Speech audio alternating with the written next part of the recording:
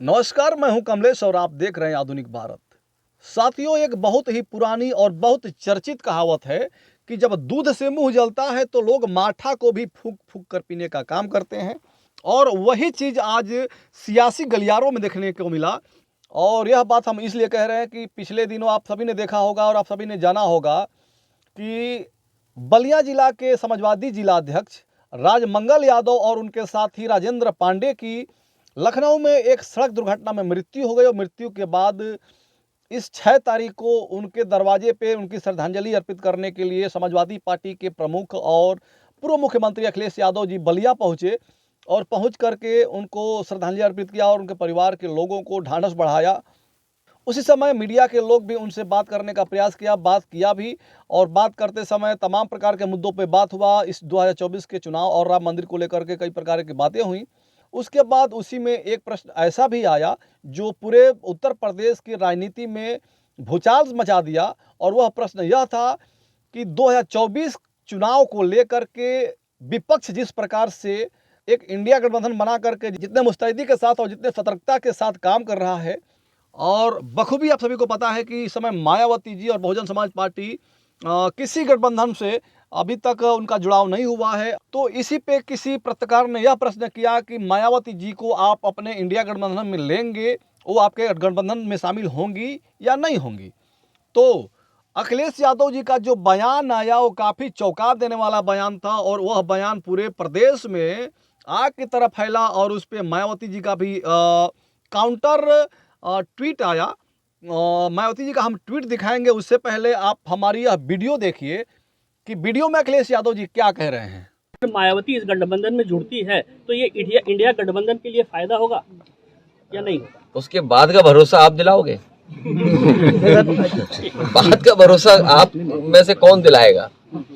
अगर वो आती है तो क्या आप उसमें शामिल रहेंगे? आपसे मैंने कहा बाद का भरोसा कौन दिलाएगा? तो आप लोगों ने वीडियो देखा, सवाल पूछने के तुरंत बाद बिना समय लगाए जो उनका जवाब आया, वो भी मुस्कुराते हुए जो जवाब आया, क्यों और किस लिए आया, हम आपको बता दें कि 2019 का जब लोकसभा होना था उस समय मोदी लहर थी, काफ़ी चर्चा थी भारतीय जनता पार्टी और मोदी जी की। लेकिन उत्तर प्रदेश की ये दो महत्वपूर्ण पार्टियां जो दोनों बड़ी पार्टी हैं, दोनों पार्टियां मिल करके आपस में गठबंधन बनाया और काफ़ी मजबूत गठबंधन बनाए लोग और बना करके 2019 का चुनाव लड़े। और दोनों पार्टियों को 38-38 सीट मिला, आपस में बंटवारा किए, 38-38 सीट पे चुनाव लड़े। 38 सीट में मात्र 5 सीट ही जीत पाई समाजवादी पार्टी, जबकि मायावती की party Bahujan Samaj party 10 seat तक पहुंची। और दोनों पार्टियां टोटल 15 सीट पे ही सिमट कर रह गई। उसके बाद देश में मोदी की जय जयकार होने लगी, भारतीय जनता पार्टी की जय जयकार होने लगी। और यह देखते हुए मायावती जी ने एक ऐसा बयान दे दिया था जिसको सुन करके समाजवादी पार्टी और अखिलेश यादव को बहुत बड़ा झटका और बहुत बड़ा दुख हुआ था। और मायावती जी का वह बयान यह था, समाजवादी पार्टी का जो वोट है वो हमारे प्रत्याशियों पे नहीं चढ़ पाया, समाजवादी पार्टी के लोग हमारे प्रत्याशियों को वोट नहीं किए, इसलिए हमारी पार्टी मात्र 10 सीट ही जीत पाई, नहीं तो हम 38 में 38 सीट जीत करके दिखाने का काम करते। अगर समाजवादी पार्टी का पूरा सहयोग रहता तो हम 38 में से 38 सीट जीत जाते।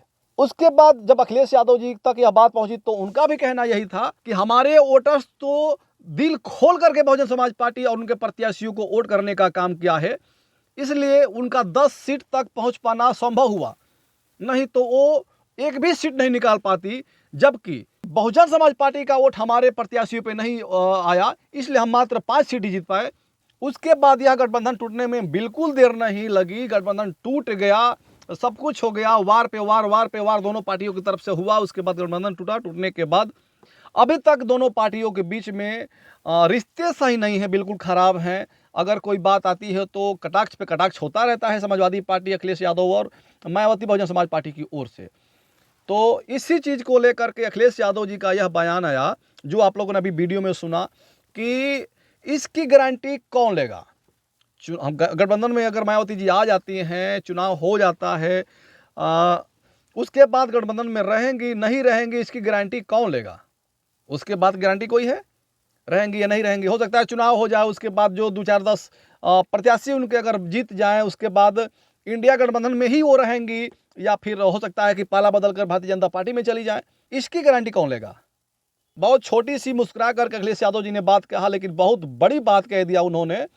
और जब यह बात मायावती जी के कानों तक पहुंची, जब उनके दिमाग में यह बात गई, तो उनका भी कान खड़ा हो गया और वो भी वार करने से बिल्कुल नहीं चुकी। हमेशा की तरह एक बार फिर से मायावती जी ने वार किया कि पहले अखिलेश यादव और सपा प्रमुख अपने गिरेबान में झांके, उसके बाद दूसरे पे ब्लेम लगाने का काम करेंगे। बातें यहीं तक नहीं रुकी, बल्कि उनके पिता तक भी बातें चली गई। आपको हम उनका ट्वीट दिखाते हैं।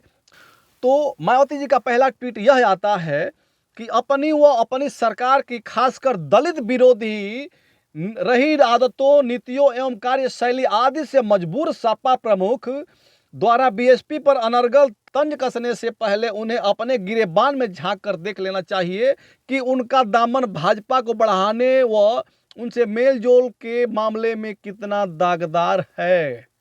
उसके बाद मायावती जी ने फिर दूसरा ट्वीट करती हैं, और दूसरे ट्वीट में उनका जो कहना है वो भी काफ़ी चौंका देने वाला और काफ़ी सियासी गलियारों में गर्माहट का पैदा कर देने वाला यह बयान है। आपको बता दें कि उनका जो दूसरा ट्वीट आता है उसमें लिखती हैं कि साथ ही तत्कालीन सपा प्रमुख द्वारा भाजपा को संसदीय चुनाव जीतने से पहले व उपरांत आशीर्वाद दिए जाने को कौन भुला सकता है, और फिर भाजपा सरकार बनने पर उनके नेतृत्व से सपा नेतृत्व का मिलना जुलना जनता कैसे भूल सकती है। ऐसे में सपा सांप्रदायिक ताकतों से लड़े तो यह उचित होगा। समझ सकते हैं कि कितनी बड़ी बात मायावती जी ने कह दिया है। और यह बात उन्होंने कहा कि भाजपा सरकार बनने पर उनके नेतृत्व से सपा नेतृत्व का मिलना जुलना जनता कैसे भूल सकती है। जब माननीय प्रधानमंत्री बने थे तो मुलायम सिंह यादव उनको बधाई देने के लिए गए थे, और इसी चीज़ को मायावती जी का कहना है कि सपा नेतृत्व जा करके उनको मिल करके बधाई दिया है। इसको सपा जनता कैसे भूल सकती है। तो आप लोगों ने देखा कि किस प्रकार से अखिलेश यादव के सवाल का जवाब दिया मायावती जी ने। और उसके बाद आगे देखना यह है कि ये सब होने के बावजूद भी क्या इंडिया गठबंधन में मायावती जी शामिल होती हैं या नहीं होती हैं। हम आपको बता दें कि अगर मायावती जी चुनाव अकेले लड़ती हैं तो बहुत बड़ी भूल करेंगी, और उससे बड़ी भूल करेंगी तब कि जब वो भारतीय जनता पार्टी के साथ मिलकर चुनाव लड़ेंगी। तब पिछले कुछ सालों से जिस प्रकार से मायावती और उनके पार्टी का ग्राफ जिस प्रकार से गिरता हुआ दिखाई दे रहा है, कहीं ना कहीं ये काफ़ी सरदर्द बना हुआ है मायावती और उनके समर्थकों के लिए।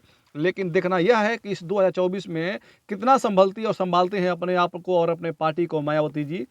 तो आप सभी को हमारी वीडियो कैसी लगी, आप हमें कमेंट के माध्यम से बताने का काम करिएगा।